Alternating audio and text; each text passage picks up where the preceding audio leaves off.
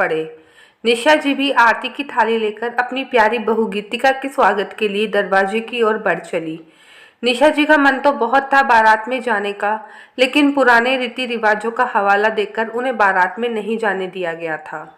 इसलिए सभी औरतों के साथ निशा जी भी अपनी बहू गीतिका के स्वागत में खड़ी थी और कार के रुकते ही फूलों की पंखुड़ी सी कोमल बिल्कुल नाजुक सी गीतिका ने जैसे ही गाड़ी से पहला कदम बाहर निकाला, वैसे ही बुआ सास की कड़कती हुई आवाज कानों में पड़ी। अरे नई बहुरिया, क्या कर रही हो? इतना भी नहीं पता? पहले सीधा पाँव आगे रखते हैं। चल पहले दायां पाँव आगे रखो। किसी ने तुम्हें बताया नहीं क्या? गलती से हो गया होगा जीजी, नई नई है, सीख जाएगी। निशा जी ने अपनी बहू गीतिका का बचाव करते हुए कहा। पहले से ही थकी आ रही और घबराई गीतिका इन सबसे और घबरा गई। कल के नेकचार और 4 घंटे के सफ़र के कारण वे बहुत थक गई थी, लेकिन ये है कि नेकचार तो खत्म होने का नाम ही नहीं ले रहे थे। घर में आते ही कुल देवता की पूजा के बाद उसके पति रोहित को तो तुरंत चाय नाश्ता कराकर आराम करने भेज दिया था, लेकिन उसे किसी ने एक कप चाय के लिए भी नहीं बोला। कल की दिन भर की थकान और लंबे सफ़र के कारण गीतिका का सिर दर्द से फटा जा रहा था। आखिर उसने धीरे से अपनी बड़ी ननद से कहा, दीदी प्लीज़ मुझे एक कप चाय दे दीजिए ना।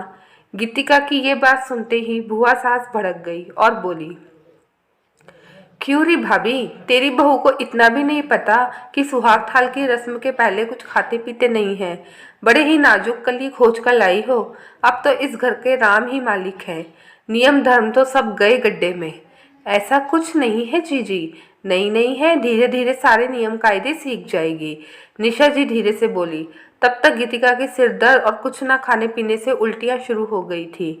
जीजी यदि आप कहें तो मैं इसे कमरे में छोड़ आती हूँ, थोड़ा आराम कर लेगी। सुहाग थाल में तो अभी समय है। ठीक है, जब अपनी प्यारी बहू की सेवा टहल से फुर्सत मिल जाए तो हमारा भी खाना परोस देना, दोपहरी होने आई है।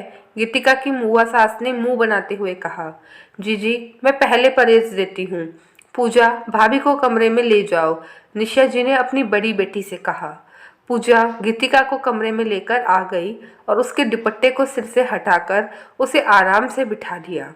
कमरे में जाकर गीतिका बहुत ही ज़्यादा रिलैक्स फील कर रही थी। कूलर की ठंडक से उसे बहुत ही आराम मिल रहा था। तभी उसकी छोटी ननद कमरे में आई और झट से कमरे का दरवाज़ा बंद कर दिया। भाभी ये समोसे और चाय मम्मी ने आपके लिए भिजवाए हैं, खाकर बर्तन बेड के नीचे खिसका देना और दरवाज़ा लॉक करके ही खाना। बुआ जी को पता नहीं चलना चाहिए। अब हम चलते हैं। ये बोलकर दोनों ननद बाहर चली गई। गीतिका ने तुरंत कमरा लॉक किया और नाश्ता करने के बाद बर्तन बेड के नीचे खिसका दिए और अब उसे बहुत अच्छा महसूस हो रहा था। थोड़ी देर बाद बुआ जी की आवाज़ आई, भाभी जाकर देख तेरी बहू तैयार हुई कि नहीं, मोहल्लों की औरतों के आने का समय हो गया है। तब निशा जी ने कहा, जी जी जी। गीतिका तैयार हो गई क्या तुम? हाँ मम्मी जी। कितनी प्यारी लग रही है, किसी की नज़र न लगे, काला टीका लगाते हुए निशा जी ने कहा। तब गीतिका ने कहा, मम्मी जी एक बात पूछूं?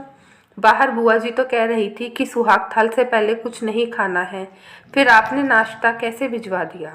तब निशा जी ने कहा, देख बेटा, मेरे लिए रीति रिवाज से ज़्यादा ज़रूरी तू है। कुछ ना खाने पीने के कारण तुम्हारी तबीयत बिगड़ रही थी, तो ऐसे रीति रिवाज जिससे किसी को तकलीफ